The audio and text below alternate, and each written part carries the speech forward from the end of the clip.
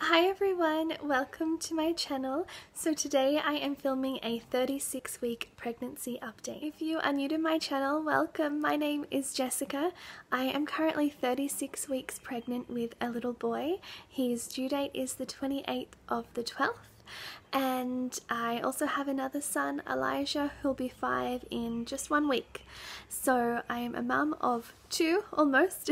And if you are interested in hearing my 36-week pregnancy update, then stick around. The first thing I suppose to report is that everything is going really well, which is amazing.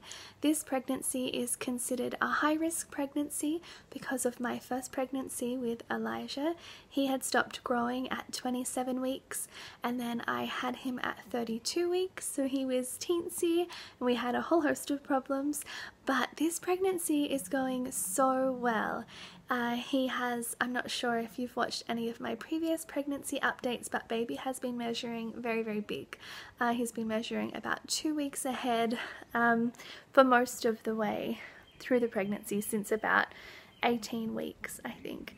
And yeah, but I mean very healthy, just big. And we had about a fortnight ago I had a scan and he had dropped from the 95th percentile down to the 70th. So that was a bit of a worry. I kind of began thinking, oh no, is this happening again? Is he stopping growing? But yesterday I had another scan and he was back up to the 83rd percentile. So I think it must have just been human error in the ultrasound, or him being in a funny position when they were doing the scan, or who knows what caused it. But he is looking really good. He has the right amount of fluid around him. His heartbeat is really good. The placenta, they measure I think they measure the flow of blood, from the placenta to baby, or whatever it is that they measure, but that looks really good. And he is otherwise a very normal, kind of healthy looking baby, which I am just so thankful for. I just, having a premature baby was a very interesting and educational and challenging experience, but I'm just so thankful for this experience as well. Neither has been better or worse, just different, but I'm very thankful that he is looking healthy and that my body is doing what it should to grow him well. Yes, so I had an ultrasound yesterday, as I mentioned, and everything was looking very good. And I went to my, I'm sorry, a car drove past, I'm not sure if that was really loud, but I went to my obstetrician appointment today and she is really very happy with how he is going. Earlier in the pregnancy, because he was so big, they spoke about inducing me at 38 weeks, but he currently at 36 weeks is only measuring 3 kilograms, that he weighs about 3 kilograms, and the doctor I had today said that it's really only once they get to sort of 4.5 kilograms that delivery can be tricky and that it can be complicated, and they wouldn't want me to deliver, or anyone to deliver, a child that size. But I only have 4 weeks to go until I'm full term, and she said it's not very likely he would gain 1.5 kilos in that amount of time, but even if he gained 1 kilo, that's 4 kilograms. That's still not too anything to be too concerned with. So that was comforting to know. I was induced with my first, so I wasn't totally dreading being induced, because sometimes there's comfort in what you know, but it's really nice to think that I will be able to hopefully go naturally. So I have been booked in for an induction, but it's on my due date when I'm 40 weeks, and I just feel like I will probably go before then naturally, which would be a really cool experience to have. I actually, on Sunday night, so today is Thursday, and on Sunday just gone, I was having really regular contractions. I was timing it and they were getting more and more intense. They were getting closer together.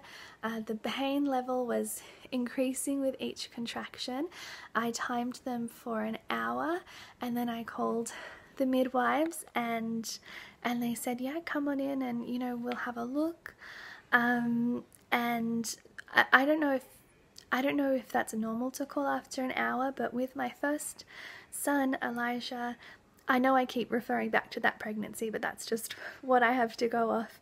From the beginning of labour to when I delivered him was only 1 hour and 45.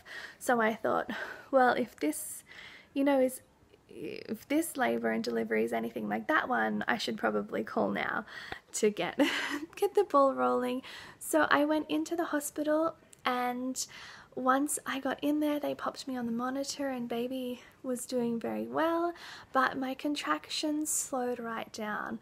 I was still getting some, but the frequency was a lot less, and also they weren't reaching the height, like the peak of pain that they were reaching when I was at my house. So I ended up just going home, and they said, let's just wait and see what happens, but nothing happened, and I haven't had anything regularly since. I've had a lot of Braxton Hicks, a lot of tightenings, and they're painful, but nothing that has come consistently or, you know, would make me think that I was in labour. So I kind of thought the other night, I had my hospital bag all packed and everything, well, mostly, and I thought, oh, maybe this is baby time, but it wasn't quite. I'm sure he'll just come when he's good and ready. Also, to update is the gestational diabetes. So I'm very thankful for that as well, that I have been able to so far manage it just with diet. I had it in my first pregnancy too, and I got right the way through managing it with diet, and it's going the same way this time so far. But I know sometimes your body, you can do the diet completely perfectly and do everything that you're meant to do, and you still have to go and get some insulin. But thankfully, so far, I can just manage it with diet as well, which I'm very, very grateful for. So in terms of how I'm feeling just generally, I'm really quite tired, which is normal. I know I've increased my iron. I've had very low iron, so I've started taking an iron supplement that has a much higher iron level in it than the previous one that I was taking, and I think I have noticed a difference, but it also really affects my digestion, which is not very nice. But yeah, so I'm kind of mixed feelings about that, but I think it is giving me some more energy, so of course I'll continue to take it, and particularly leading up to delivery, I want to make sure that my iron isn't too low or anything for that. Also, I've just been really uncomfortable in my hips and my back, particularly. Baby is head down, and the midwife said today he feels quite low down, so that just adds extra pressure and, you know, discomfort when walking and all of those sorts of things.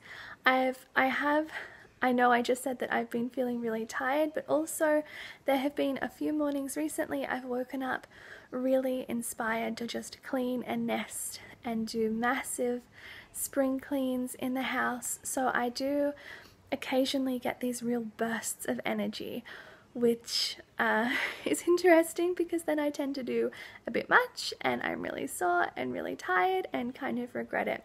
But I have heard that that can be a sign that labour isn't too far away if you have these kind of real nesting moments, which makes it you know, seem very real and very close, and that's exciting. Another thing, and this is perhaps TMI, but it is a pregnancy update, I've had a heap of discharge, which I haven't really had through the pregnancy, and I've heard that that can also indicate that labour is coming soon. I actually went into the hospital a little while ago, maybe a week and a half ago, because baby wasn't moving very much, and they just always say if baby's movement changes just to go in and they'll pop a monitor on and listen. And he was totally fine, but when I was in there they noticed that my heart rate was really quite high. And I had mentioned this in my previous appointment, that I had been getting these kind of episodes, or these you know, moments of I would get really dizzy, feel quite lightheaded, I would feel really heavy in my chest and in my shoulders, and then I could feel my heart beating really, really quickly. I was very, very aware of my heartbeat. And the doctor who I mentioned it to said, well, just make sure you stop all caffeine and tell your doctor at the next appointment if it's still there. And I did say at the time, actually, I don't really consume caffeine. I don't drink Coke. I don't drink coffee. I have a cup of tea maybe once, you know, not very often, not very much, like not a lot, you know, and nothing with very much caffeine. And, but she didn't really, you know, say anything to that. So when I went in and they noticed how high my heart rate was, they were a bit concerned, and they had some specialists come and they did an ECG, and we talked, you know, all about what happens when I feel it and how long it lasts and everything. Anyway, the end result was that they thought perhaps it was just my experience with pregnancy. Women, you know, experience all different sorts of things with pregnancy, but that if I got any chest pain or was really breathless to the point of not being able to walk very far, or I had like a fluid build up in my legs or you know, hands, like if I got really puffy, then I would need to go straight back in. But for the time being it was just kind of a monitor and wait and see what happens with it. But because my ECG looked good, I don't think they were too concerned. They also ran a bunch of blood tests for things that can typically cause a high heart rate, like thyroid issues, or I can't remember the other ones, but all of my blood work came back good. So yeah, I've still had quite a lot of those, and it does make me breathless. I mentioned it to the doctor today, and you know, I haven't had any of the other symptoms like really bad chest pain or puffiness in my legs. My feet get a little bit puffy, but I think that's also can be normal for the end of pregnancy, and it's starting to be quite hot here in Australia, and I'm on my feet a lot through the day, so you know, I think part of that is just normal pregnancy related swelling in the feet. So aside from all of those things, I have been feeling really quite well. I'm getting very excited about meeting him. I have his little bassinet set up next to my bed, and we've got the car seat. We're going to put that into the car this afternoon. I have my hospital bag pretty well packed. Yeah, and I feel good. I feel ready to have this baby. I'm ready to not be pregnant anymore. I'd like to be able to bend over and sleep and do all of those sorts of things without too much trouble, things that you really take for granted when you're not pregnant. But I feel generally quite well. We still haven't decided on a name. I think we have about 5 in our short list, ones that we'll choose from once we see him. I've got one in particular that I do really like, but it's, you know, it's up to my husband as well, and we'll just wait and decide when we see him. So that is it for today's video. Thank you so much for watching. I hope that you enjoyed it, and I will speak to you again soon. Goodbye.